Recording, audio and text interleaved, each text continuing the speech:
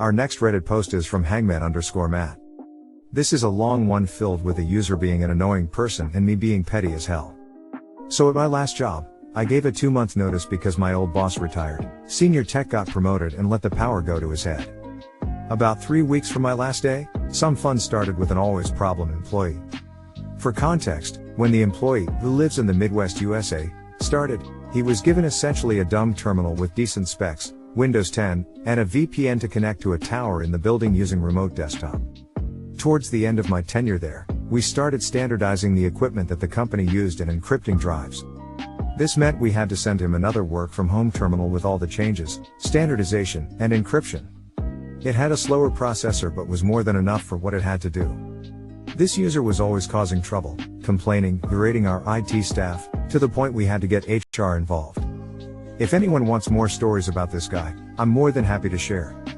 About 90% are involving him complaining about lag that was either self-inflicted or something we couldn't fix. I sent him the new computer with a letter inside requesting he send back the old computer once he receives and sets up this new one. I also asked that he email us the tracking number for his old tower. I got an email from UPS a few days after shipping it that it was delivered. I give him 2 days, and haven't heard from him. I shoot an email over requesting he send us back the old computer.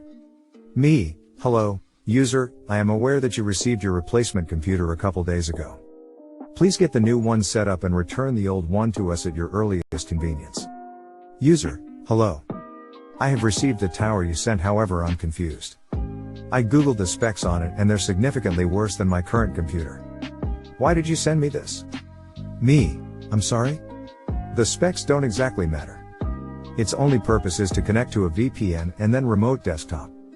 It doesn't need a powerful processor. We've also already distributed about 50 of these computers and haven't gotten any complaints. This is our new standard. Please get it hooked up and mail us back the old one at your earliest convenience. A few hours go by and I get a call from him. User, I set up the new computer, my password isn't working. Me, the password is in the paperwork in the box. User, why did you change my password? Me, we didn't change it. This is a new machine, it's our temp password. Set it to whatever you like. User, okay, I'm in. Did my VPN get moved? Me, your VPN is there. Same method to connect as before. User, okay. I'll call you if I have issues. The user hangs up and I think this is the end, but far from it. Another day or two passes and still no tracking number from the user. I send another email requesting he send the old computer back. A few more days go by. I check TeamViewer because something tells me something's up. Sure as shit, he is using his old computer. At this point, I'm annoyed. 2 years of dealing with him and the fact I'm gone in 2 weeks took over. I sent one last email. Hello user, I noticed you plugged your old computer back in and are using it instead of your new one. I have requested that you send back the old tower multiple times and you have failed to follow my instructions. Since you are going to continue using your old computer and I am aware the new one is functional, I will be terminating your old VPN connection in 30 minutes. This will render your old tower useless. Please send the old tower back to us at your earliest convenience so it can be repurposed. I set a timer on my phone for 30 minutes. At the end of it, I checked that he was still using his old computer, checked that he saw my email, he read it and disregarded it, then terminated his VPN while he was still working. About 2 hours later I get an email from him asking who my supervisor was, I deleted it. About 20 minutes after that, my boss's phone rings. I wonder who that could be? This is the conversation as I heard it. Boss, hello user. Yes. Okay. Is the new tower working? Okay. Yes. Well, Hess leaving soon anyways. Yes. Okay. Alright, I'll talk to him. Goodbye. Matt, please come in here. Why did you kill user's VPN while he was working? I proceed to explain that I asked multiple times both in email and over the phone that he return his old tower once the new one worked. It worked, I confirmed it did, yet he unplugged it and set the old one back up. I have dealt with this asshole for 2 years and I'm done with his shit. I sent him a warning which he read and disregarded. So now his old VPN is gone. Boss, I understand why you did what you did and I agree that you did the right thing, however you should have talked to me first. Now Hess pissed, I'm in hot water, and user is demanding I give you disciplinary action. Me, what are you gonna do, fire me? I can call my new job and tell them I can start earlier. Boss, no, you're leaving in a week and a half. Just please keep your frustration with users and me under control. I'll deal with him from now on and we will just call this a verbal warning. Looking back on it, I could have probably gotten away with more petty shit if I really wanted but didn't want to leave a category 5 shitstorm in my wake as I left because there were people I liked who would have had to clean it up. Now I work with way more chill people and am making about $20,000 more. Edit, I have written a part 2 URL. It's the first story from this guy. I will keep the stories coming because I have a few. Our next Reddit post is from Hangman_Matt. This is another story from this user as people requested more and I have more, so we will call this part 2, but this is the first issue with him. I dealt with him for 2 years and he put in a lot of tickets. I linked my original post below. Original story URL. Context, this user started working for us around the end of 2018. He lived in the Midwest in a major city. He would be connecting via VPN tunnel to our office on the East Coast, then using remote desktop to get to a physical machine in our back room set up for him and only him. All our remote employees were using a similar setup. He was one of the first people we issued a work from home computer set up with Windows 10. We still were trying to figure out the bugs, quirks, lockdown commands, group policy, etc. We really dragged our feet on the move from Windows 7. When we issued work from home computers, they were locked down to where you couldn't even open calculator. This being Windows 10, however, we hadn't figured out the proper ways of locking it down, so the early Win 10 WFH pieces were almost out of the box. Our VPN was an open VPN setup running off 2 servers on 2 different internet runs from 2 different companies. This meant if one ISP went down for any reason, we still had internet and a VPN server that everyone could fall onto and keep working. When the user started, we expected some complaints or issues and we would work through them together. Windows 10 was new for us too. This user, however, was going to be the bane of my existence for the next 2 years. This is the story of the first of many issues, unrelated to Windows 10.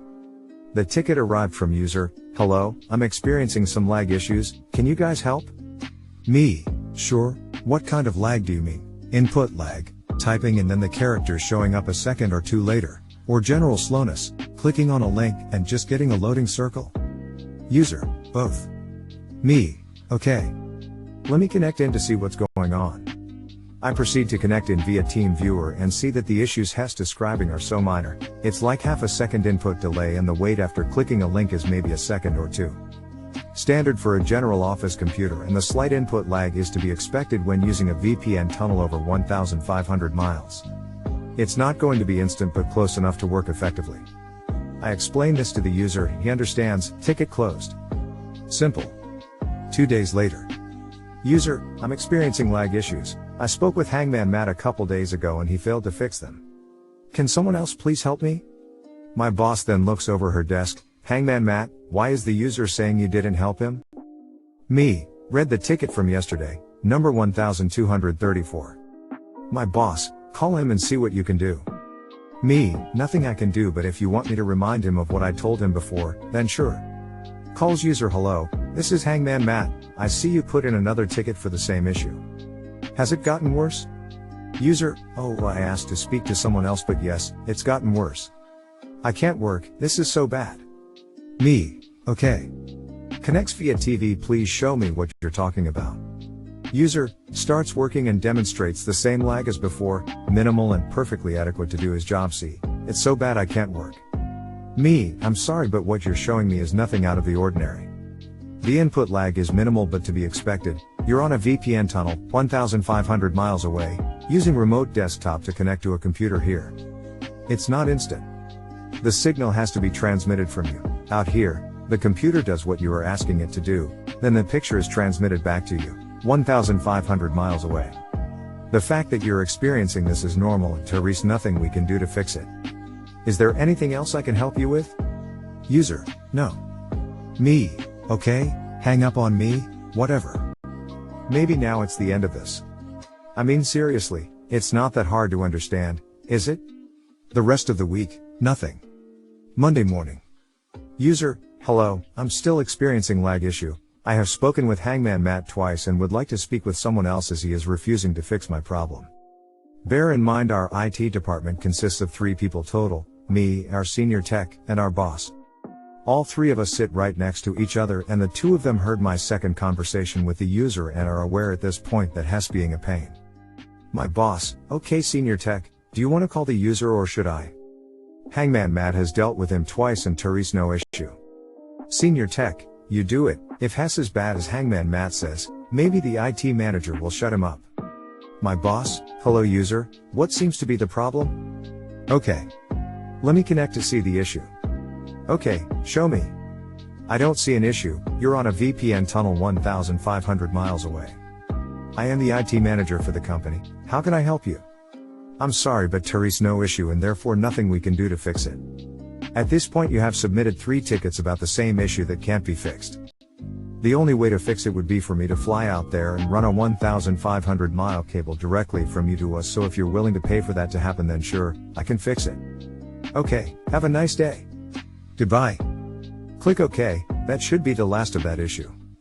It wasn't. Our next Reddit post is from Archangel's Knife. This is my first time posting here, but this call just baffled me and I have to share. I work tech support for a company that basically services salespeople and that's it. So, it was my last call of the day. I say my cheerful greeting to the man on the other line and he tells me that he wants to not be bothered by emails on his phone while he's on vacation. Cool, I think, he wants me to turn off notifications so he doesn't get constantly told he has emails waiting. I confirm this with him and proceed to tell him how to go on Do Not Disturb for the email system we have been told to move everyone to. He says that the steps don't make sense and that the options I'm having him look for don't exist. It takes 5 minutes and a request for someone who knows better to find out he is using the system we moved away from. I tell him he should move to the new system and helped him turn off notifications. He asks for a test email. Cool. I get it. I send the email and he gets it. This was not what he wanted. What he actually wanted was for me to turn off the email account for him. Archangelsbrain.exe has stopped working. I said this was not possible for such a short period of time as a vacation. He weakly accepts the answer and hangs up. Edit, thanks for the tips on how to actually get this done. There's only so much I can do as a low-level grunt, but it's good to know that the functionality is there. Our next Reddit post is from K1ICO. Customer called in the other day because he was having issue with the keyboard not working on his PC. He had bought the computer from another retailer so we would have to get the PC information so we could proceed with getting him a new keyboard. Business owner, I purchased your system and I need help. Me, no problem. May I have your order number please? BO, the invoice number is, number that is not ours. Me, apologies but that doesn't match any of our information. BO, this is the number that they gave me when I bought it and I called them already and they told me to give this to you. Me, my apologies but if that is not our invoice/order information, I'll need the number off the system that is located on the back to Regis, cut off by BO. BO, this is ridiculous. I run a business and cannot be wasting my time. The system is behind several wires and I cannot access it.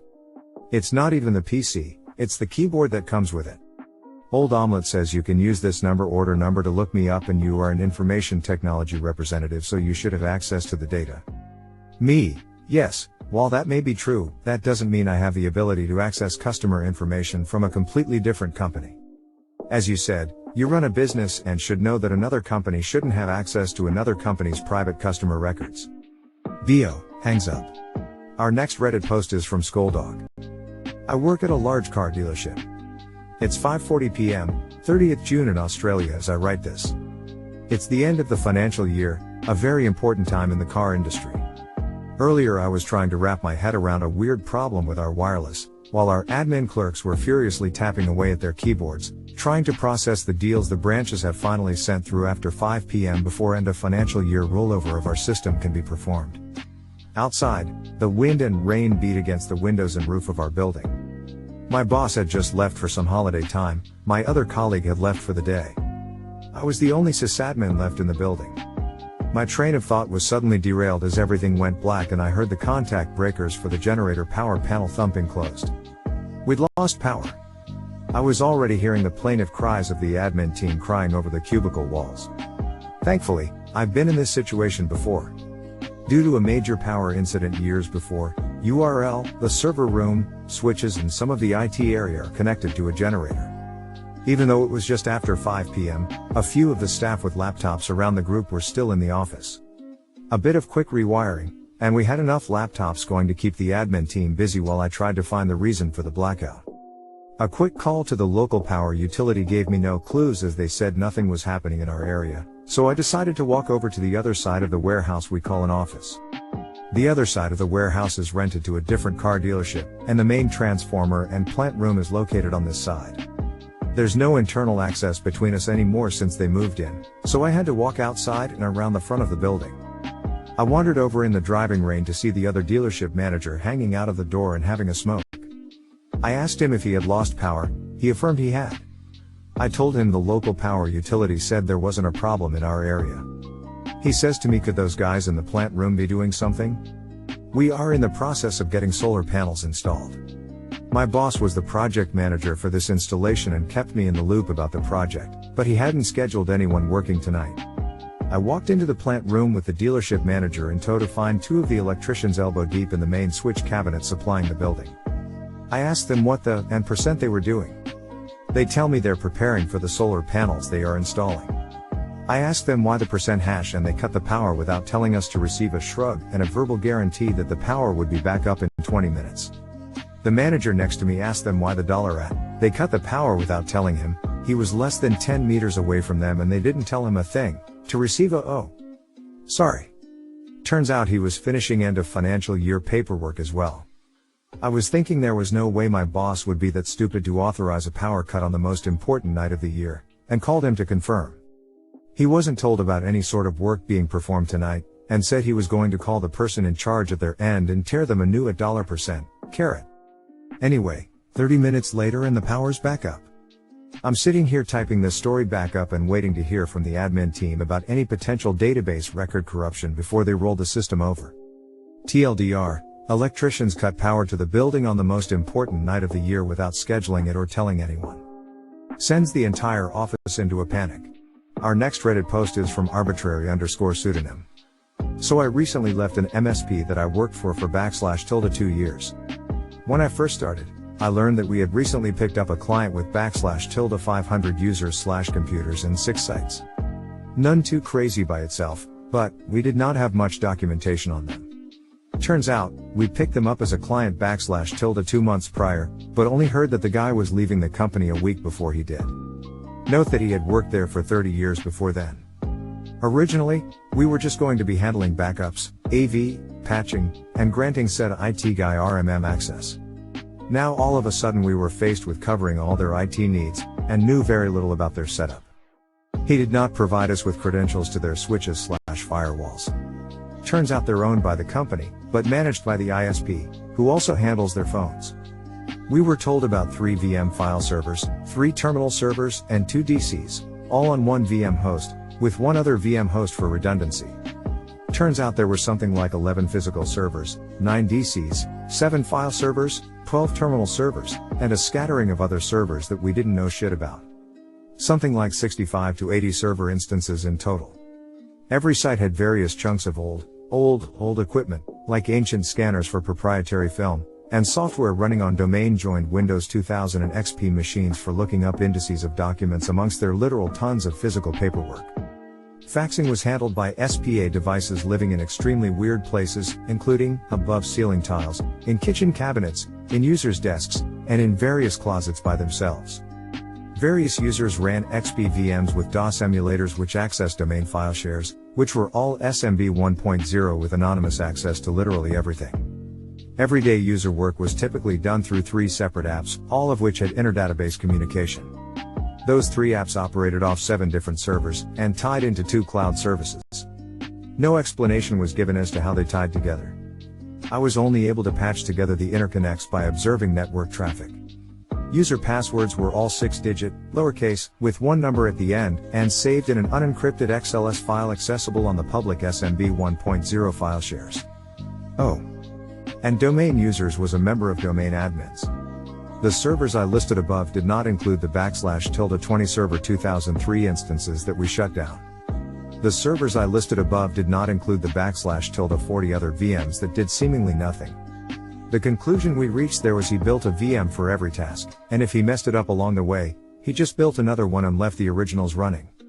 Windows, Office, and Adobe licensing was all done through the cheapest routes possible. For example, third-party Chinese websites. These license keys were stored in Word docs alongside the installers, typically on the desktop of a user's sign-in on a workstation. About a week after I started, those licenses started expiring. The business owner was not happy to hear that he'd have to buy more licenses. We were told about 2 domains. Turns out there were /15, most just weren't actively used. Several of those other domains operated on servers that ran DHCP on the same VLAN as everything else. To get around this, he simply set every user's workstation to have a static IP with static DNS. Oh, and the ISP ran DHCP at those other sites too. After consolidating data, they ended up having /10 terabytes of unique data. Before this, there was a grand total of a little over 100 terabytes living across the various servers. Apparently, in years past, he would drive between sites with a hard drive to update files between sites. Since the ISP managed the switches, they basically just handed off trunk ports to them. Some of the ports on the switches were configured as access to VLANs designated for other businesses. At one point a user's workstation got a weird IP after they moved it. Turns out he could see the neighboring business's computers. Later network scans I ran indicated that there were devices, including printers, not on premise which could be seen. They vanished after we replaced the switches. The domain admin password was the name of the business, in all lowercase, followed by the year of its founding. Drive mappings were all done manually, often by IP. Users didn't know how to do this. He would do it in person when driving on site. Cable runs in each building were from the switches to the workstations, male to male. No wall jacks or patch panels.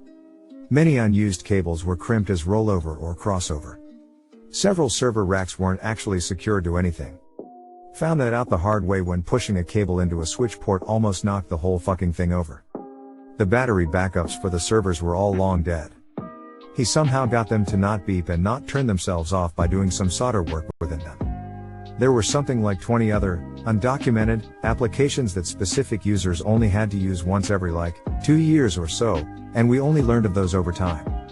Sometimes it'd be a user saying that the workstation they pulled out of a basement cabinet drawer wouldn't boot, and it'd be a Windows 95 machine running software that could only be found on floppy disks dug out of file cabinets. Other times it'd be something that used to run on servers that he'd boot up only when the users needed it. Some of those he literally kept at his house. I was put in charge of figuring out and fixing all of it.